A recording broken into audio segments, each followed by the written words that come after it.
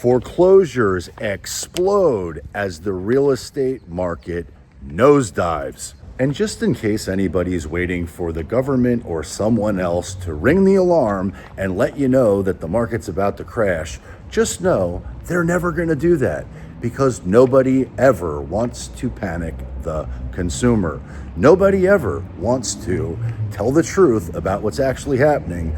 You're going to read about it in the Wall Street Journal or online or somewhere else, but it will happen instantly. And when it does, you will be left holding the bag, if there's even a bag to hold on to.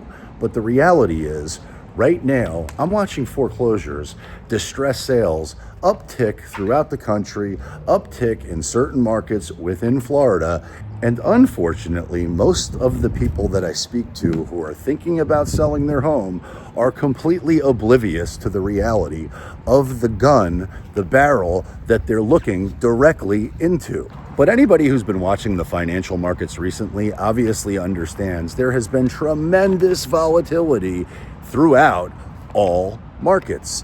And having been a stockbroker and experienced the great financial crisis and watched the banking system melt down, I know how bad it can actually get, because I've lived through it, I've traded through it.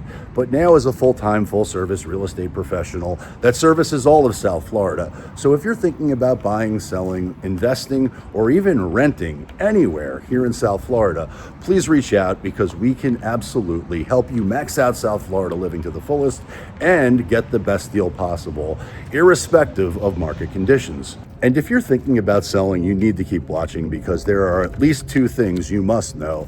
And if you're thinking about buying, there's at least 4 things you must know.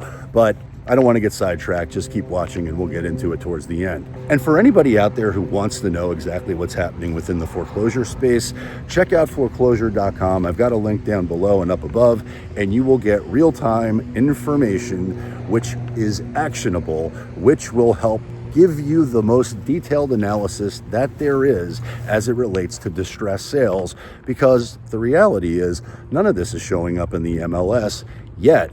And real estate is a lagging market. The financial markets are leading markets. So we got to watch them and be aware of what's happening. They will likely be the canary in the coal mine as to what's happening next. And I would be neglecting my fiduciary responsibility that I feel to you to empower you with the most actionable information so that you can make the best decisions for yourself, for your family, and your financial bottom line if I didn't address the elephant in the room. And the elephant in the room is the U.S. economy.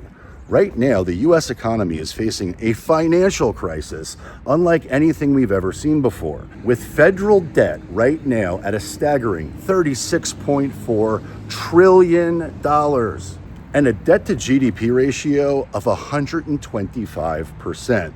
The warning signs are flashing red. Any person who has a household budget understands if you spend more than you make, you are in trouble. And if you're using credit and you're financed up the wazoo and your interest payments are more than you can ever pay back and mounting on a daily basis, well, chances are you're in real financial trouble, right? Well, I wish somebody would tell the government that, because the reality is the U.S. is borrowing at an unsustainable pace, running a $2 trillion annual deficit. And I don't think that number is accurate. I think it's closer to 3 trillion. But if it's not there yet, it will be soon. Because the interest payments on that are over $1 trillion just to service the existing debt. And if this was your personal household situation, not only would you be in foreclosure and facing a massive liquidity crisis, you would have to face the music. And life as you know it would definitely change, and not for the better. So today we're breaking down the numbers, the risks, whether the U.S. is heading toward financial disaster, and more importantly, whether this massive uptick in foreclosures, more importantly, we're going to cover the massive uptick in distressed sales and the impact, the nosediving effect it will have on the housing market. And keep in mind, it only took 10% of the overall market to be in distress last time for the overall market to crash by 30%. This time, I think it's going to be a heck of a lot worse. Because debt eats equity 100% of the time. And right now, well, actually, in 2020, the federal debt was 20 trillion. Today, it's over $36.4 trillion, an 80% increase in just 4 years. And thank God there's a new sheriff in town, but the US GDP has grown by only 38% in this same period. Again, thankfully, there's a new sheriff in town. And maybe Elon Musk will pull a rabbit out of his hat and reduce some of these inefficiencies. But in the interim, the economic ticking time bomb continues to tick. Interest rates have surged to levels not seen since 2008, making it more expensive than ever to borrow money. Ask anybody who's trying to get a mortgage right now how they feel about mortgage interest rates. No bueno. But somebody looking to buy a home is completely different than the US government, right? Well, you would think so, but they're acting as irresponsibly as some of these mortgage brokers from way back in the day who did all of these BS buku loans with stated income and no job, no income, the ninja loans, the fraudulent loans. Well, the government right now is spending over $1 trillion a year on interest payments alone. An interest-only mortgage is going to explode in the later years of that mortgage when you got to pay the bank or whomever the debt holder is. And in this case, it's not really a bank, it's more likely China or a variety of other countries. And that's not exactly who we want to be in debt to, because when they foreclose, it's no bueno for life as we know it. To just put it bluntly, the US is paying more on interest than it spends on defense, education, and infrastructure combined. And according to the Congressional Budget Office, that's only getting worse. The reality is the US is showing all the classic signs of a vicious debt cycle. A cycle where borrowing more just to cover the existing debt becomes unsustainable. But burying your head in the sand and pretending that this issue doesn't exist is not really a viable solution. And investors are losing confidence. Market demand for US Treasuries is falling, pushing long-term interest rates higher. And the Federal Reserve is caught in a trap. Cutting interest rates would reduce borrowing costs, but doing so would reignite inflation. A lose-lose scenario, unless you happen to be a homeowner, because if they were to do that, well then the housing market bubble we've seen or thought we've experienced so far will pale in comparison relative to the next bubble that would create, which short term probably feels great for anybody who owns real estate or any other asset, but no bueno long term, because that bubble, when it pops, will likely make the 1920s crash look like a cakewalk. And I'm doing my best to try to tie together the housing market, the real estate market, and this economic crisis, but it's not exactly an apples to apples comparison. But a massive sell-off in bonds is accelerating the crisis. Foreign buyers like Japan, like China, are dumping US debt, which is further weakening the dollar.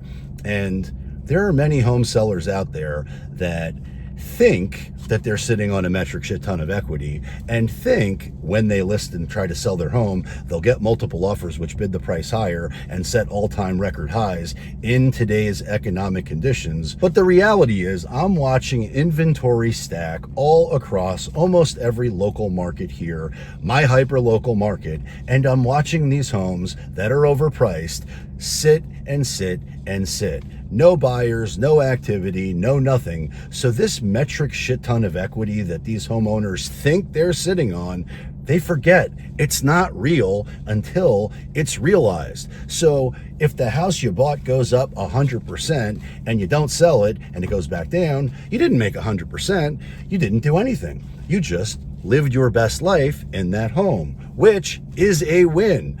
However, the equal and opposite is true too.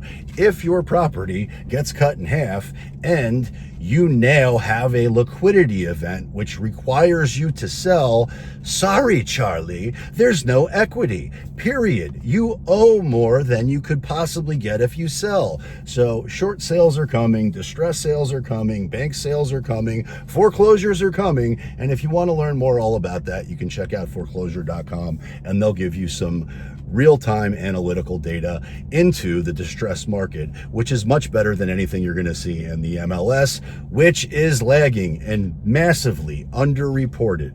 But it's out there, it's happening, it's real. And the government is spending out of control. The US is running a $2 trillion deficit, which is 7% of GDP, the highest among major economies. Well, the government may be spending out of control, but so are consumers. Household debt, credit card debt is through the freaking roof. And unfortunately, that's likely to impact the economy much faster than the government's complete fiscal, reckless, irresponsible behavior for decades. But Ray Dalio's right. Debt eats equity 100% of the time, over time. And the government and many households are in serious trouble. The bottom line here is the U.S. debt crisis, the household debt crisis, the housing market debt crisis isn't coming. It's already here. And history tells us exactly where that leads. But Chris, the United States is different. And Chris, this real estate market is different. And Chris, my house is different. Yeah, I know. Tell it to the judge. The reality is the U.S. is no different. It can and will go bankrupt, despite the fact no politician will ever tell you that. But the reality is history proves it. Of the 750 currency and debt markets that have existed since the 1700s, only 20% of them remain intact today, which means 80% of them went bankrupt. No bueno. And the survivors, the 20% of the currencies that did make it through, they were either devalued or collapsed in some form or fashion over time. And right now, the U.S. is showing the exact same warning signs that have led to financial disasters in other nations. When I was a stockbroker, I remember when Greece, the country, went bankrupt, and it set off a ripple effect to massive epic proportions across every market. That was Greece, a blip on the map. Imagine what happens to the market, to the world, when the U.S. defaults, period. Forget about bank runs. There's likely going to be gun runs. And I hope you have one when the shit hits the fan. And thank goodness we've got a new president and there's a new sheriff in town. But runaway government spending must be brought under control. Skyrocketing debt service costs must be cut. Our weakening currency must be strengthened. And while global history clearly tells the story of what happens when a country, when an economy is completely irresponsible, the United States is showing the exact same warning signs that have led to financial disaster in each and every one of these other nations, like runaway government spending, skyrocketing debt service costs, a weakening currency, a central bank forced to print more money to cover the debt.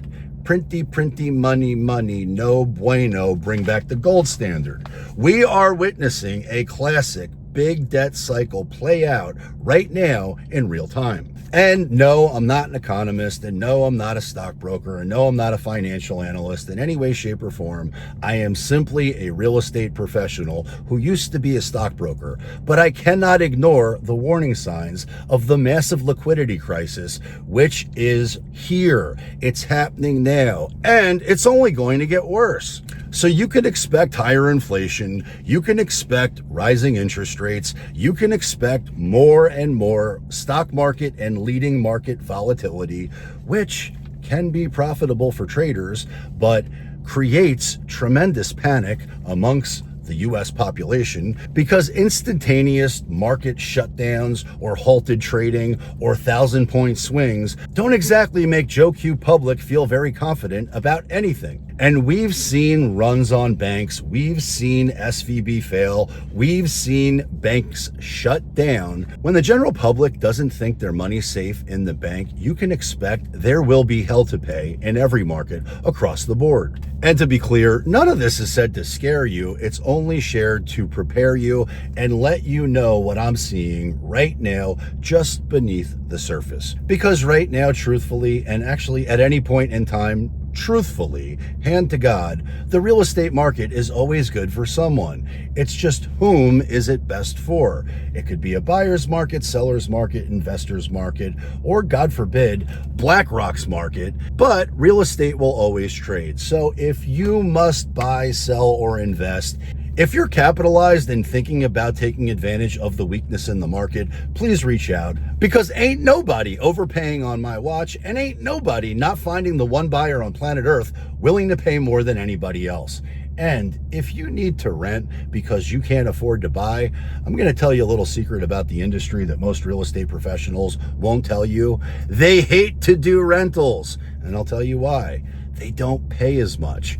But the truth is, right now, the rental market is almost exactly like, not completely, but similar to what we saw during the frenzy of when the market was insane and interest rates were at 2%.